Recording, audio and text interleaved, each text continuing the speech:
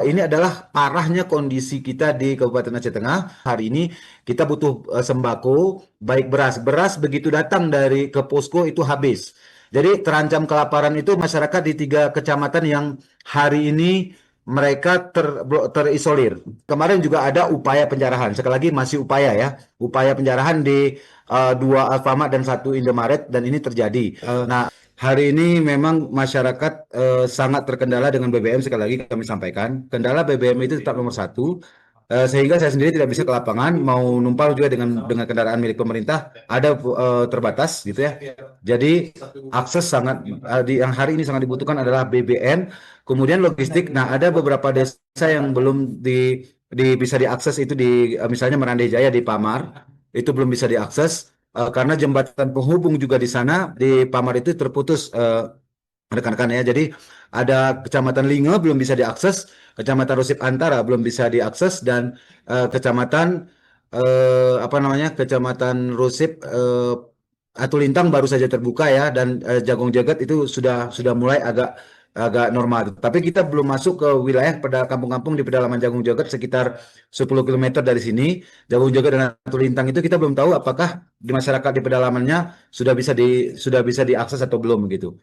Tapi kemarin saya ketemu dengan beberapa regio itu seperti kepala desa itu mengatakan banyak kampung mereka yang hancur di Pamar ya, Pamar dan juga di Rusip, di Kecamatan Linge. Itu tadi regionya saya ketemu, ada sebagian memang yang sawahnya sekitar 55 hektar itu total hancur di Kampung Jamat. Di Jamat itu ada 555 hektar rusak parah dan apa namanya siap panen. Siap panen itu rusak parah, tapi infrastrukturnya kemudian tadi sempat saya wawancara itu hampir separuh rumah warga kemudian setelah hari kedua hari ketiga itu masih padi yang menguning, kemudian setelahnya rumah warga yang mereka tinggal di pinggiran air hancur juga kebanyakan puluhan begitu. Jadi saya ingin sampaikan bahwa korban bencana itu berada di 2 tempat, 2 titik. Titik yang pertama mereka yang tinggal di dekat aliran air sungai, baik sungai Jambu Aye maupun aliran sungai Pesangan.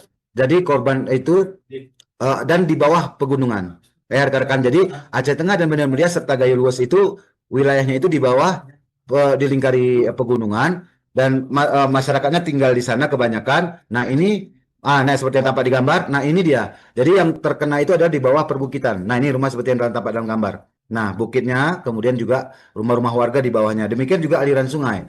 Aliran sungai kanan kirinya yang mereka yang terkena dampak bentuknya dua, yang pertama tanah longsor mereka yang ada di pegunungan dan juga banjir bandang. Jadi dua hal ini menjadi penyebab bencana yang berlangsung lebih kurang mulai dari tanggal 26 sampai dengan 24. Nah, 4 hari hujan berturut-turut tanpa henti. Nah, ini yang membuat bencana ini semakin besar.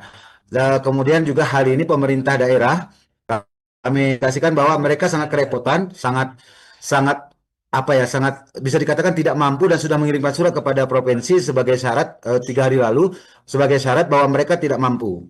Begitu untuk menanggulangi bencana ini sebagai bencana kabupaten. Nah, dari masyarakat memang kalau kita lihat skalanya ya, jumlah korban untuk Aceh Tengah ini kemarin 22 orang, kemudian yang hilang 23.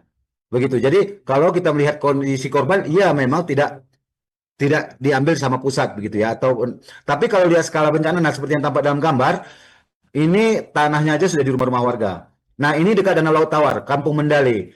Kampung Mendali itu di Kecamatan Kebayakan, masih dekat dengan wilayah perkotaan dan ini akses menuju Danau Laut Tawar.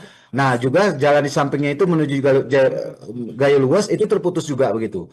Nah, ini masyarakat yang tinggal di Kampung Mendali seperti yang tampak dalam gambar sudah mengungsi rekan-rekan ya, sudah mengungsi dan pengungsi ini titiknya sudah ada di kecamatan-kecamatan dan di beberapa desa.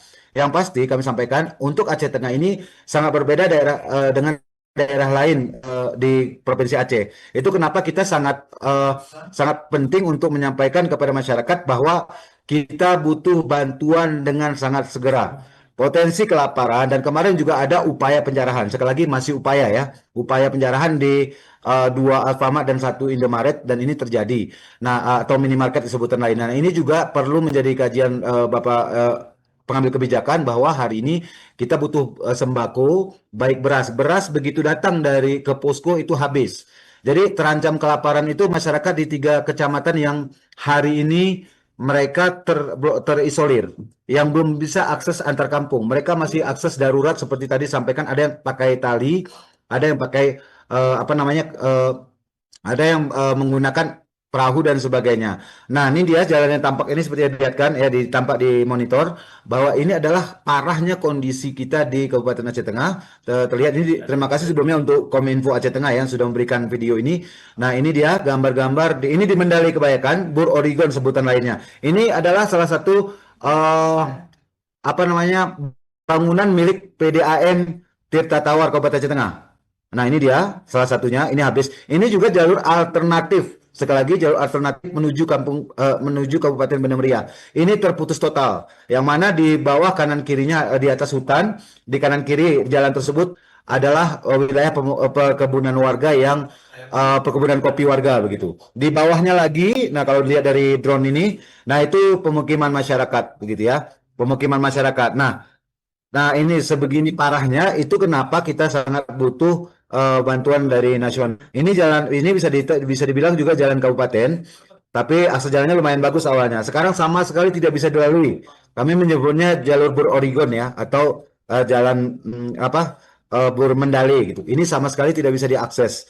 Ada perkebunan warga meskipun, nah ini dia di bawahnya itu korban itu rumah pemukiman. Jadi lokasi-lokasi yang menjadi tempat pemukiman warga itu adalah sekolah, masjid dan musola yang menjadi tempat titik pengungsian. Sementara rekan-rekan saya juga kawan-kawan yang ingin mengirimkan bantuan hari ini sangat kesulitan untuk bisa mengakses ke Kabupaten Aceh Tengah. Nah, beberapa waktu lalu ada rombongan RRI itu dari Nagan Raya. Mereka itu sempat terjebak pulang dari Melabuh. Nah, mereka menggunakan jalur tikus, yaitu jalur, jadi kendaraan mobilnya diletakkan di sana. Kemudian juga mereka menggunakan sepeda motor masyarakat untuk menuju Aceh Tengah melalui jalur sawah yang disiapkan gitu, jalur kecil. Itu mirisnya kondisi hari ini. Nah, ini dia bagaimana upaya membersihkannya jika hanya menggunakan perangkat ataupun alat berat masyarakat kabupaten ini. Beberapa hari pas bencana, hari ini tanah-tanah itu masih tinggi di pemukiman masyarakat. Upaya pembersihan juga sangat sederhana sekali. Mobil-mobil alat berat milik pemerintah daerah itu belum bisa sepenuhnya digunakan karena kendala BBM. Jadi BBM ini kendala evakuasi mengganggu, dan juga kendala barang-barang yang akan dimuat ke sana juga akses penyaluran barang, distribusi barang juga terganggu, rekan-rekan ya. Ini kondisi hari ini. Nah, ini kondisi kita yang berada di pegunungan. Itu kenapa Aceh Tengah sangat butuh perhatian, termasuk juga Gailuas dan Banda Meriah. Tapi khusus Aceh Tengah ini karena kita di wilayah pegunungan, di danau, pinggir laut, dan banyak sungai, sehingga korbannya juga yang kehilangan tempat tinggal juga lumayan banyak begitu. Nah, ini kenapa ini dia, ini Kampung Mendali hancur total untuk dengan kerusakan warga seperti kerusakan di rumah warga ya, tampak sekali ini Kampung Mendali ya, itu banjir, bandang dan juga longsor. Nah, ini pemukiman ini sekarang tidak bisa dihuni, tapi sebagian sudah ada warga yang secara mandiri membersihkan. Tapi ekskavator terkendala seperti yang tadi kami sebutkan, kendala BBM. Itu kenapa kita sangat butuh BNPB, kita butuh pemerintah Republik Indonesia melalui kementerian-kementeriannya menurunkan berbagai personil untuk bisa membantu masyarakat. Yang paling penting adalah logistik, kemudian juga BBM, dan yang terakhir itu mungkin anak-anak yang ini kita belum tahu potensi penyakit. Tapi informasi yang saya dengar sudah mulai muncul penyakit-penyakit di pemukiman warga yang mengungsi. Jadi ini akan saya cari informasi lebih lanjut. Tapi ini mohon juga menjadi perhatian. Anak-anak dan perempuan atau kelompok inklusi, kelompok rentan ya, ini juga perlu menjadi perhatian kita bersama untuk Kabupaten Aceh Tengah, rekan-rekan, karena separah ini Kabupaten Aceh Tengah. Nah, nampak memang kalau wilayah perkotaan itu tidak begitu parah. Tapi jika di wilayah kelilingnya, sehingga akses masuk dari beberapa desa ke kota itu sulit, akses masuk dari kecamatan ke kota itu sulit, begitu wilayah perkotaan ya.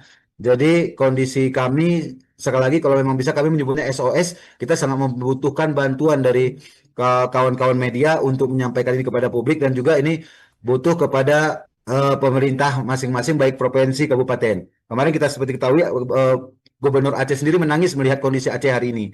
Nah, jadi sementara itu yang kami inginkan adalah, termasuk saya sendiri tidak bisa, sepeda motor saya untuk hari ini bisa ke wilayah kota. Rumah saya 7 kilo dari kota ini. Jadi saya baru hari ini bisa ke lapang. Hari ini adalah hari terakhir saya untuk bisa kemari. Setelah itu saya kembali BBM habis gitu. Jadi nggak bisa lagi untuk meliput ataupun juga menuju ke lapangan. Begitu rekan-rekan yang ada di Jakarta.